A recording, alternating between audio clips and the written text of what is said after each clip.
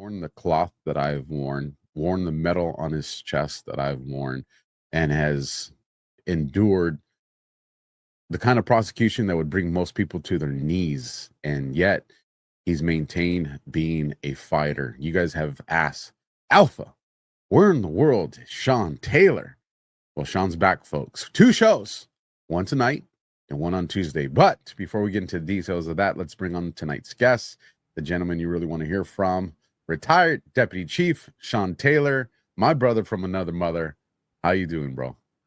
Brother, I've missed you. I've missed your audience. It's been a minute. There's been a lot of things that have happened, but we're going in a good place. We're heading in a good direction. We got more fighting to do, and it's just moving forward. Keep moving forward. 100%. A lot of people out there, these media clowns, right? The media influencers, the MAGA pretenders, what do you guys do podcasts? It's like you have no idea. You have no idea the level of involvement, some of us have, and it's especially you. Now, I want to tell people, the People series. So tonight we're going to be learning about Sean. It's inevitable. We're probably going to touch on some topics, but we're not going to get into the full-blown details of that. We're going to save that again for a Tuesday night show where the muzzle is off and there are no restrictions. And some of the things you're going to hear tonight, you're going to be like, please tell us more. But there's no way we could accomplish that in 50 minutes, 55 minutes, an hour. Just not possible. So let's start here, Sean, so people can get to know who you are. With this show, I typically go as far back as people feel comfortable. But if we rewind the clock back 25 years, to when you were just a child, see what I did there?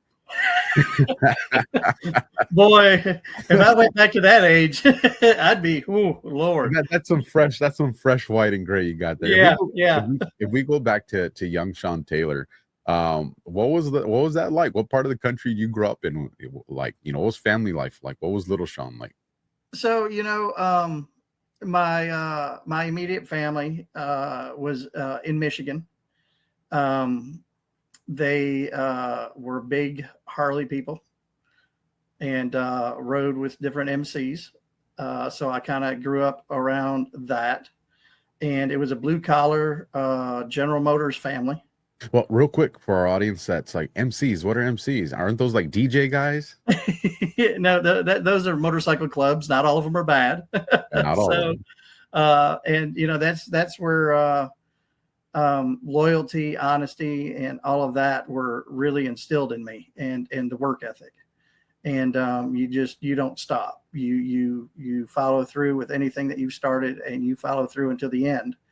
And so that's where that was really instilled. And we ended up moving to a rural area of southern Michigan from Detroit, because we had lived in Detroit, like real Detroit. And I was there till probably about the age of 19 or so, and moved to Tennessee because all of our extended family lived in the southern states. That's where our family was originally from. And I was a guy who grew up hunting and fishing, and the only thing I wanted to do was be up in the woods in a tree stand or wading a creek or out on the lake. And I used to get in trouble for missing first and second period in high school because I was generally up in a tree stand and deer hunting. And I was going to say, people were like, tree stand? What the heck's this dude talking about? It's literally like a chair you put up in a tree where you sit and wait for your game to come across. So you can decide whether you want to take a well-aimed shot or not. How long can you be up in those things sometimes? Oh, I've sat up in them for 12 to 14 hours at a time. Good God, bro. Yeah. Well, it's no different than what you and I used to do as cops. You're gathering the information. You're looking at the movement. You're looking at the weather, the barometric pressure. You're looking at the wind. All of these things. You're gathering all this information to try to figure out where the animal that you're hunting is coming from, what they're doing, and what their pattern is. And, I think that's kind of what got me set to go into the law enforcement career. It was about the hunt. When I did interdiction and I worked narcotics and violent crimes, it was gathering all that information and putting it into the hunt once you identified your target. Well, let's get into. Well, first, let me ask you this: Detroit, ain't that where RoboCop, the setting for RoboCop?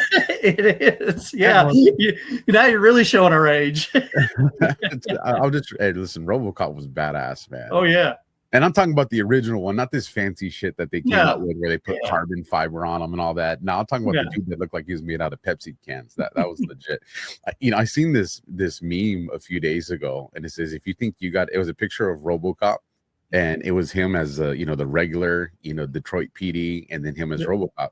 It says if you think you got it bad, just remember they brought this guy back from the dead to make him keep working. Right. I was like, don't ruin RoboCop for me, man. don't do that. But so did strict parents, anybody in your family, prior law enforcement, prior military, where did the seed for law enforcement come from? I had nobody in the family that was in law enforcement. My dad was Army, but he was a tanker, First Armored Division during, I guess it was during Vietnam. We had a lot of veterans in the family. I really didn't have anything like that. I think it was, I was always told, oh, you're going to be too small to be a cop or this or that, and you can't do it. And when people told me you can't do it, to me, that just, it lit a fire in me. And you're not going to tell me what course my life's going to take. I don't accept that. Nobody's going to control the course of my life except for me. And so I think that's what pushed me even more is, when you got somebody saying you can't do that, it makes you want to do it more. And so I think that's kind of what happened. And I didn't like being chained to a desk. I didn't like being in an office. I did construction. I did all kinds of stuff like that. And it wasn't me. I like to be out and about. I like to be driving around, talking to people and stuff like that, because, even as a kid, I couldn't get enough information. Information to me was freedom. And, and in today's society, we're an information-based society, and that's what, like General Flynn, this is 5G warfare that we're fighting right now, and he who has the most information and the best and accurate information wins. So that's kind of how I always grew up. Having a family that were vets, especially from the Vietnam era, I think that there was, it was different than your World War II vets. When the vets came back from Vietnam, I was told the stories of how they were treated, how the government treated them when they got back, and things like that. And, that we had a lot of changes during the 60s. So, growing up, hearing my parents talk and family talk, that was their generation that was dealing with it. So, it's a different mindset that was instilled. And so it's not that you're questioning authority, but you're looking through that veil for what the truth is, because they had seen so much. And of course, what they've seen is going to help them decide on how they're going to raise their family and things like that. And it goes into that, I'll try not to butcher this, hard times breed hard men. right. Hard men breed easy times. Easy times breed soft men. Soft men breed hard times. Yep. And when you look at the generation that grew up, in that hard time, it's going to breed hard men. Yep. Here we are, Sean Taylor. And that's it. I was always taught, don't start a fight, but you better damn well end it. And, there's no such thing as a fair fight. And you do what you do to win, and period. And you don't stop. And, these are the things that were instilled in me. And I took that with me on my life path. And when it came to investigations and things like that I applied those things. Is you have to be accountable. You have to be credible. You have to put out the truth. You have to be able to show your evidence, and because that's your work product. And you don't stop working until you've achieved what you have planned to achieve. No, I absolutely agree with you on that. So then let me ask you this. What's the moment in time? What age do you decide to say, you know what? I'm going to go and I'm going to play Cowboys and Indians. and I'm going to join the police academy. Well, tell us about that moment when you finally said, all right, it's time to pull the trigger, if you remember. Uh, And at the time, were you a single dude, a married dude? What was life like for you? I was engaged at that time, had just moved to Tennessee, and I finally said, you know what, it's time. So I started putting in for different departments and things like that. Not being from the area created a really big issue because back then, the only way to get in is by knowing somebody. And finally, I was able to get in. I was able to attend I worked for the sheriff's department for quite a while, and ended up getting hurt. And I got run over and had my left leg run over. They actually wanted to amputate it, and I wouldn't let them. And what? Yeah, yeah, yeah. You say it like someone's. I just went to the gym today. Bro, you got ran over? Yeah, I was working an off-duty security gig and got a drug about 200 feet, and a guy had a gun, and we were fighting over it. I got hooked to the car with my gear and drug about 250 feet. Finally got loose and had my left leg from my foot all the way up my calf and my the muscle tissue. You can feel the tread in the muscle tissue.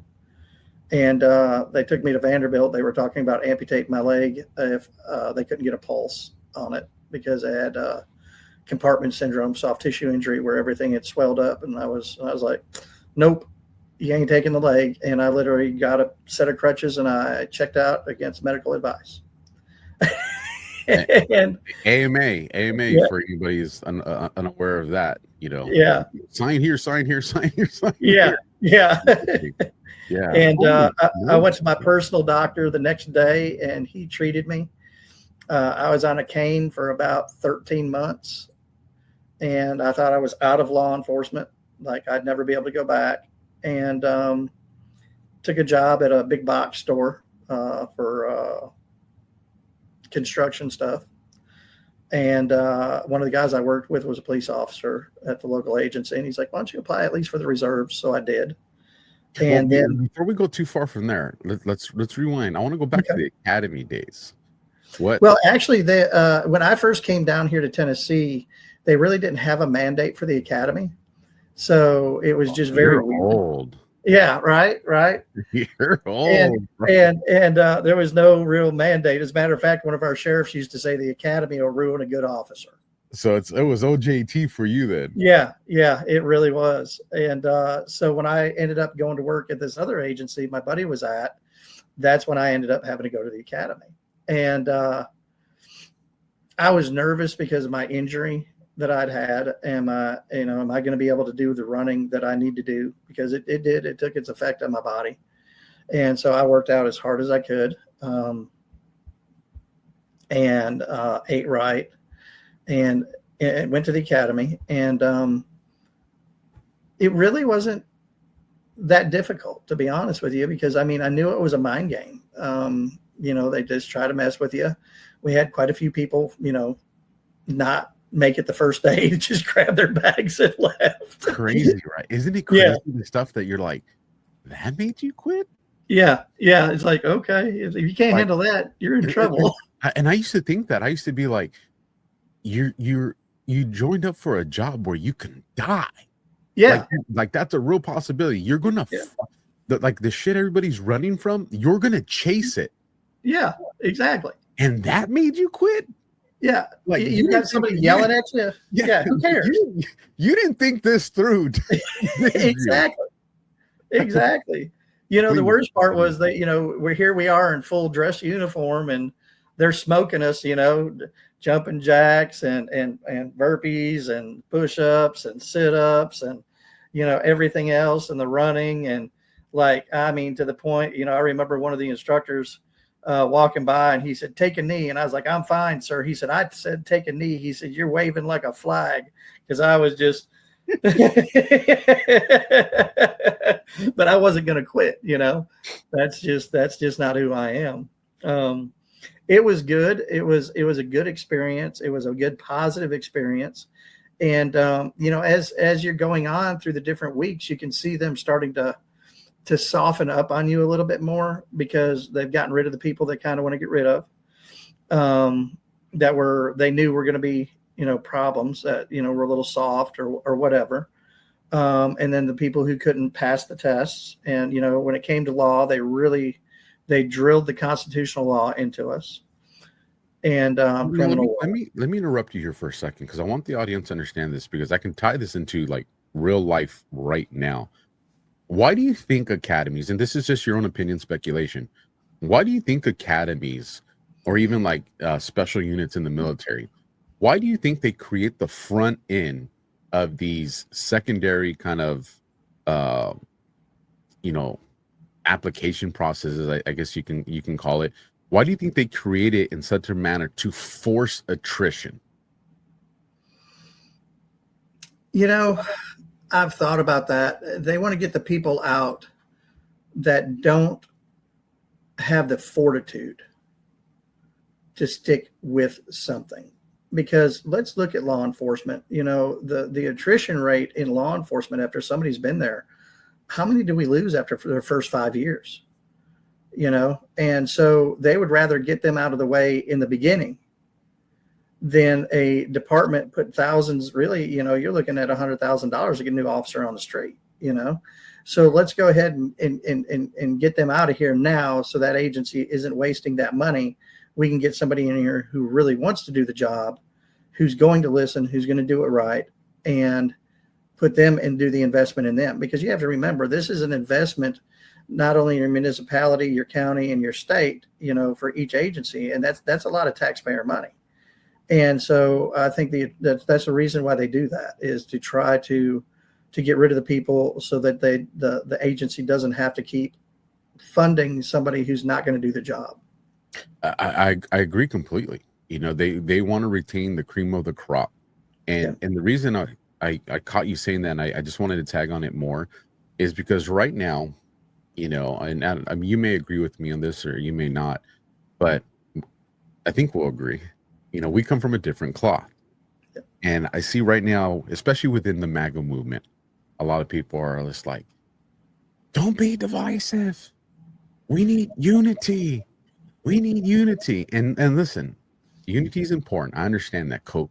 But I think what a lot of people interpret unity as, I kind of subscribe more to the idea of cohesion, right? And for me, when people are like, well, Trump's doing this and Trump's doing that, and he's calling people FAGA, right? Fake MAGA, right? Yes. And and Alpha, you call people pretenders and want to be MAGA, and you're pushing people away. It's because of this thing that's been instilled in us, through our career choices of this attrition. It's while everybody's crying for unity, I'm like, let the filtration process run. Yes. Because people think because President Trump won the presidency. Now, I won't go too political here. I'll keep us on target, but I want to get your thoughts on this, because I want people to learn how you think. Is Trump winning on January 20th was not us winning the war. No. That was us getting to put our man in the ring. Yeah. And the war is coming. Yeah. And so I think what we need is to make sure that the base that's identified as MAGA, America First, conservatives, Republicans, we need to know who really is, because the temperature in the kitchen is about to get turned up, and people need to know who the real ones are and who the fake ones are. And I don't know if you agree or if you want to add to that. I do. I agree with that 100%, because your team's only as strong as your weakest link. And that's just a fact. And so that's why you put the people who are the slowest up front to run, so you can make sure to push them and keep them going, because you're only as slow, or you're only as fast, as strong as your weakest link. So you put your slowest guys up front, and they may be really great at their job, but if they're off there by themselves and they can't protect themselves, then they're not going to do any good on the team. So when you're in that stack, a lot of times you put your if you got to make a distance, you're going to put your slowest guy up front, because that way the team's going to stay together. And so we've got to identify our weak links, get rid of those weak links, and take care of that now, because if we don't, that could possibly be intelligence that's being picked off by these hyenas, these corrupt people, and pulling these weak links over, and then that could be dissemination of information that may not need to be disseminated. And so you've got to watch out for those hyenas. And you got people like Clapper and Brennan and Comey and all that. Those are your hyenas. Those are the ones that are over there trying to hunt that prey that's off by itself, because they're no longer with the pack, because they were the slowest ones. And so let them go, because the only thing that's going to do is make you stronger. I agree completely. You say names like Brandon and Comey and Clapper, and I just want to get into it. Gotta wait. I know. Man, I want to get into that conversation. You're going to blow people's minds. There's no doubt about it. So, sticking with the younger part of your law enforcement career, when was the first time, if you remember, what call for service or scenario did you realize, like, holy shit, I'm in the game? Like, I'm a cop. Like, holy smokes. I stopped a woman, and she was probably in her 60s, maybe late 50s. And I worked for a county, rural county, and we didn't stop people for a whole lot, because, it's an elected position. You don't want to make your voters mad, right? So we were very call driven, and we were not proactive. But this woman had really been doing some stupid stuff while she was driving. And I grabbed that little ticket book, and boy, I got out and I put on that campaign hat and marched up there to the car. I was like, ma'am, Deputy Taylor, I need to see your driver's license, registration, proof of insurance. You were passing on double yellow, whatever. And she looked at me just as serious as could be and said, are you even old enough to give me a ticket? Boy, that one, I was like, yep. And that one really got me. And I wrote her, and I went back to the sheriff. I said, Sheriff, this is what happened. And of course, in a rural community in Tennessee, everybody knows everybody.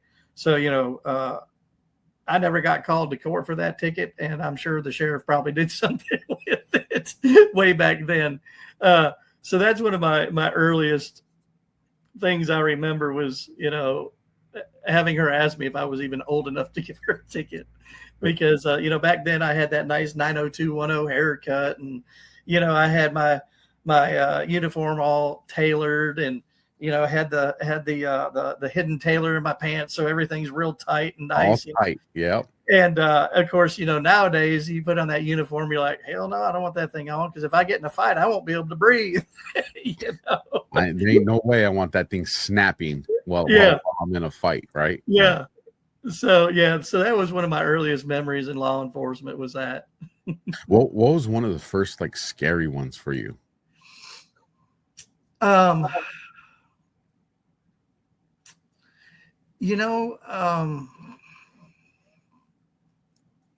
There's been a lot of things that I've been involved in that a lot of times that fear doesn't hit you until after.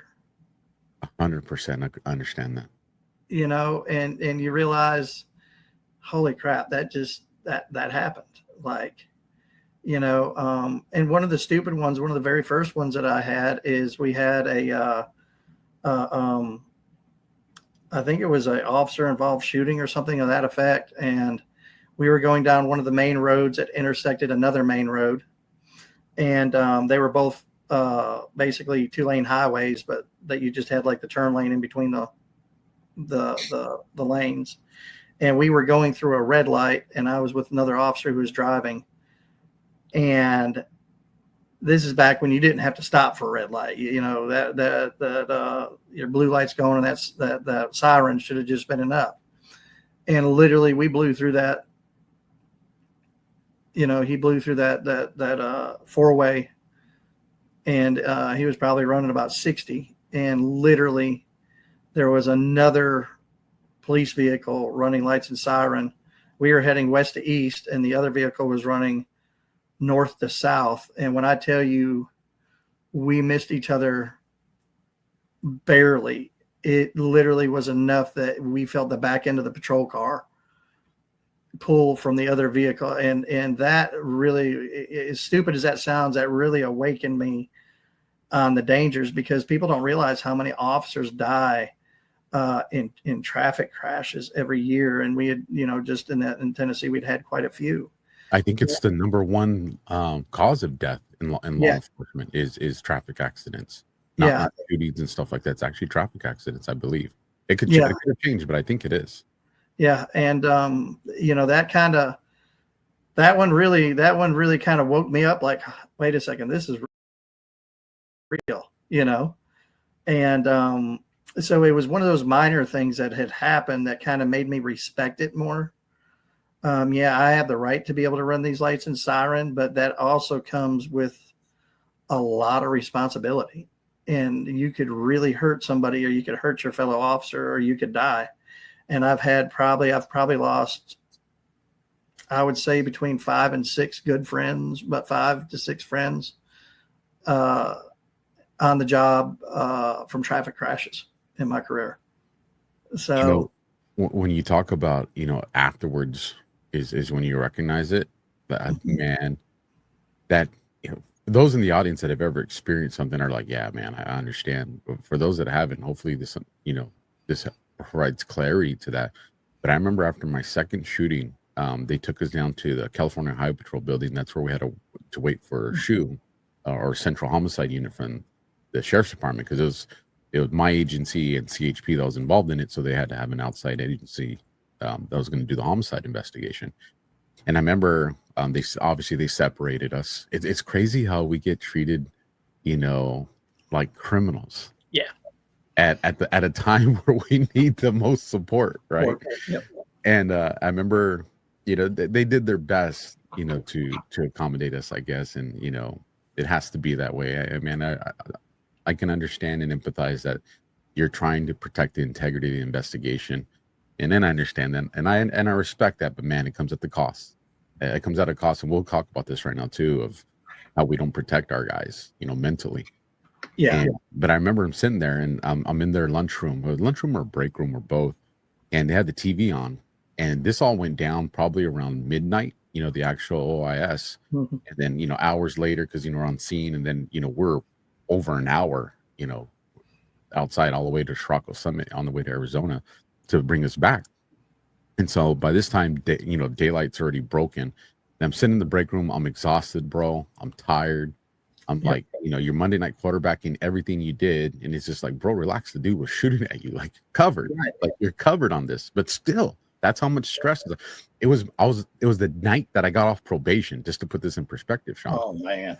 But to go to your point, because this is about you, and I want to isolate it to this. I'm watching the TV screen, and they got the bird in the air, the news chopper, and I'm looking at the top number on my unit, my black and white, and they're zooming in, and you can see the bullet, that hit the car, and the whole scene. And that's where you're talking. That's when it finally hit me, like, bro, if your head's 3 inches this way,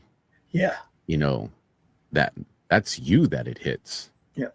And you just think, like, I could be dead right now. Yep. Like, my kids, they could be being told right now, dad's not coming home. Yeah. And I remember thinking, like, holy shit.